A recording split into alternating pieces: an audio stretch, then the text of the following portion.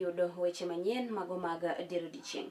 E kaunti mano ma Kisumu kae wayudo kanyo ni jokanyo na sekta mano mar tuk mago mabende yudore e kaunti ma Kisumu kae ne jobago kanyo yiero mano mar yiero jotendgi e kombe mago mopogore opogore, kama bende yangore kanyo ni migosi Victor Okello ne oyier kaka jaloch kata ne obedo jaloch kata ne okawo lemono mano mar bedo jakom mar riwruogno gi kwano ombulu mago mabende romo 576. Victor ne osingo mar biro bedo ka okelo kanyo kanyakla jogo mabende tiyo e sekta no, kendo ne osingo mar kedo kod jogo matiyo marach kod jokanyo matiyo e sekta mar tuk. This one is not mine alone. It belongs to all of us, ranging from the youths, elders in our sector who come out to vote for change. I promise to work with everyone, deliver accountable leadership, and ensure no one is left behind. It appeared tough until you come out to make it look so simple.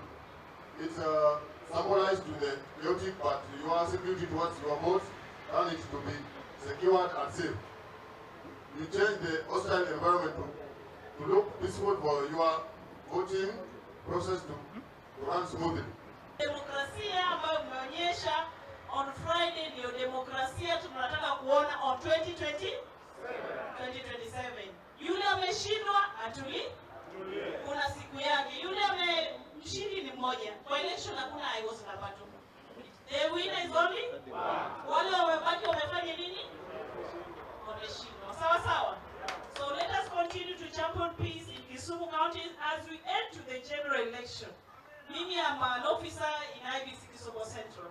I want to see the next election that Kisumu was very peaceful from 5 a.m. to 5 p.m. The turnout was averagely well. People came, and when we were closing the polling station, there was a big number of people who were still yearning to vote. But due to time, we were unable to allow them to vote. Votes for chairman, it was really hectic, indicating that that seat was really full of pressure.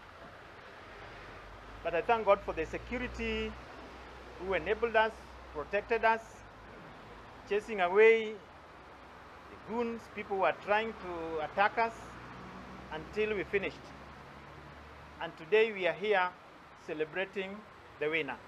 I want to beg the elected team, kindly unite the sector. We don't want division in tuk industry. We want one association.